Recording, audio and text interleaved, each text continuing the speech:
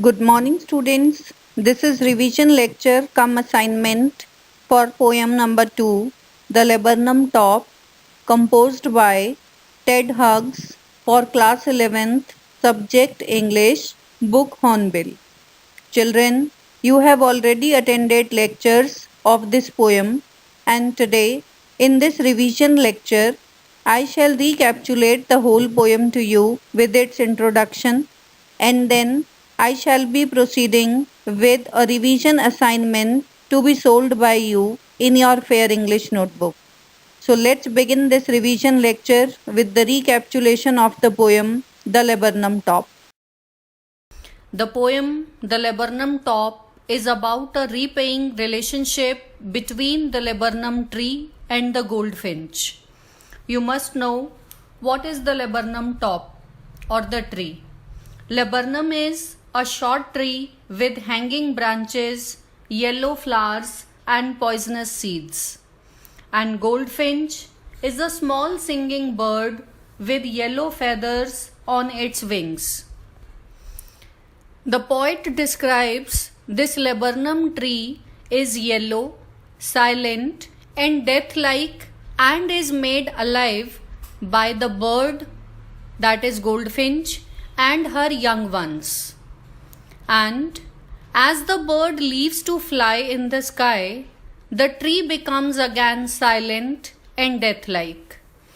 So children, the poet Ted Hughes tells about the laburnum top, which shows a repaying relationship between the tree and the goldfinch bird.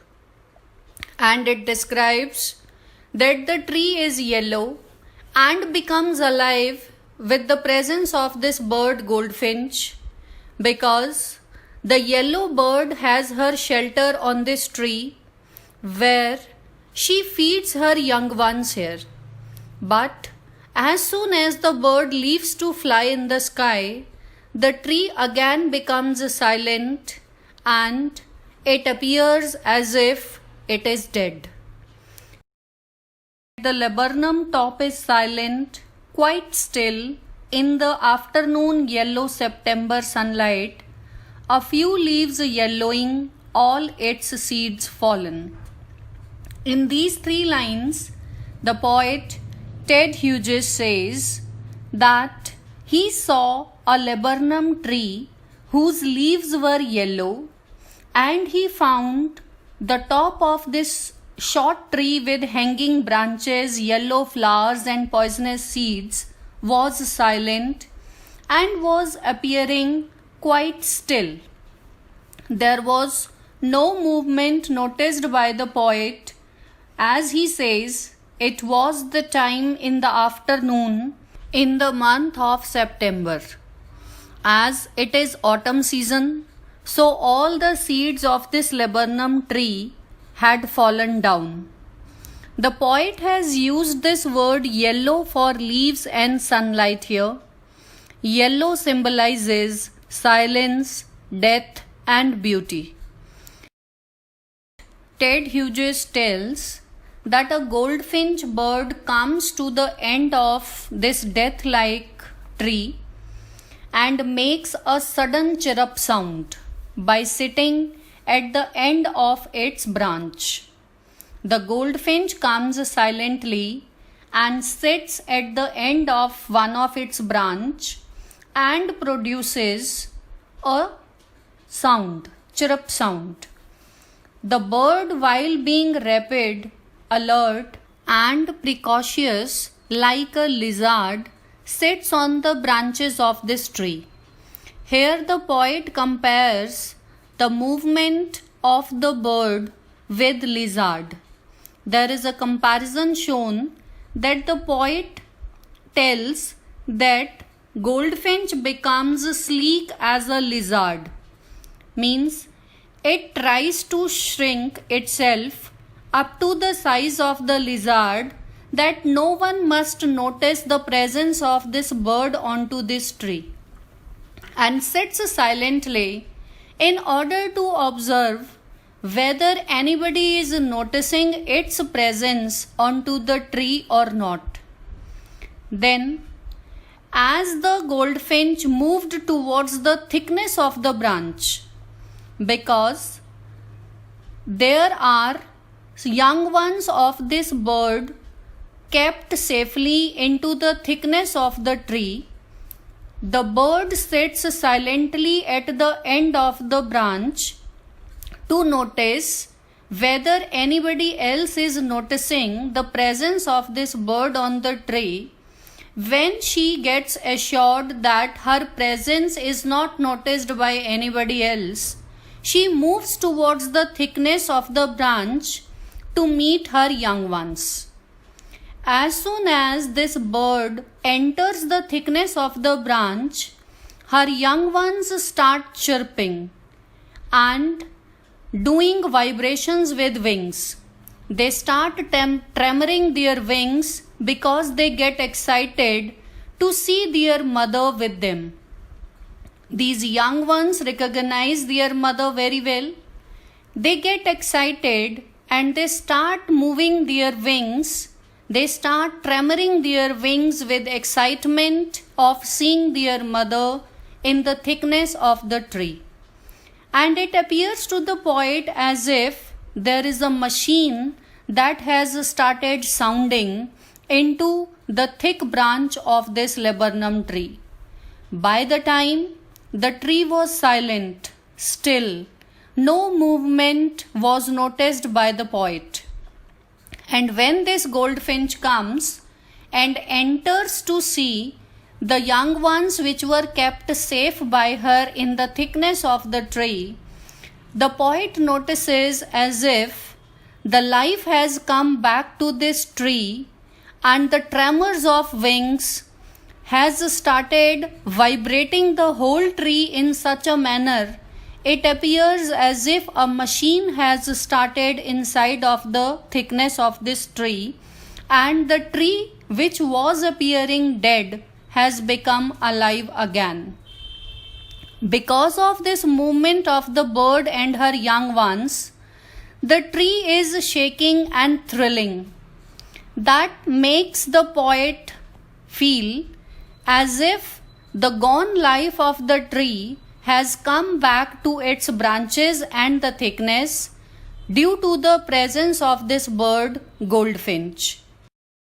It is the engine of her family. It refers to the laburnum tree and her family. Her means the goldfinch. It is the engine of her family. She stalks it full, then flirts out to a branch end, showing her barred face identity mask. These are the beautiful lines the poet writes. He says, this laburnum tree is the engine of her family. Here, the family of goldfinch is living in the thickness of this laburnum tree. And children, you know, no machine works without its engine. An engine is required if a machine has to start up. Therefore, the poet says, the laburnum tree and the goldfinch bird is the engine of her family. Because this tree was given a life by this goldfinch, and she gives life to her young ones also, because she enters the thickness of this tree to feed her young ones. Unless they are fed by their mother, they would not be able to survive. Therefore, this is the engine of her family. Here she has kept her young ones safe in the laburnum tree. So she provides food to her young ones and moves to the other branch end. When she finds that her purpose of coming to this branch or the tree is successfully done, she has achieved the motto of feeding her young ones, then she silently comes out of that thickness and first she sits again at the end of the branch. The poet says that she stalks it full. Stalks means to add fuel to the engine. And when she feeds her young ones fully, she flirts out to a branch end. Flirts out means lead on to. Then, after feeding the young ones, the goldfinch leads on to a branch end again. And here there is a beautiful explanation given by the poet. He says, when she comes and sits the second time after feeding her young ones to the branch end, she shows her barred face identity mask. In this line, the poet Ted Hughes says that the goldfinch does not show the real expressions of her happiness as she has just met her young ones. As her young ones felt happy and excited to see their mother, similarly, the mother also felt happy to see her young ones inside the thickness of this laburnum tree. And she was also very happy after feeding her young ones, and she was happy to see her young ones were staying safe there. And those happy expressions of her face were masked by her very smartly, because she did not want others to show that she had something excited inside the thickness of the tree, so that in her absence anybody could enter or hurt her young ones. So this is the relationship of the mother, beautifully explained by the poet in these lines. Then with airy delicate whistle chirrup whispering, she launches away towards the infinite, and the laburnum subsides to empty. Here children, airy. Airy means weird and strange. Whistle chirrup means gentle whisper like the chirping of the bird. And subsides means diminishes.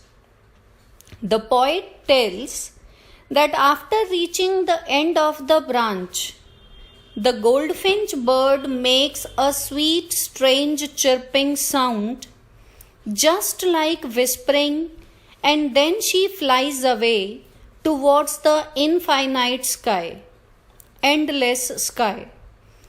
Why does she produce this sound?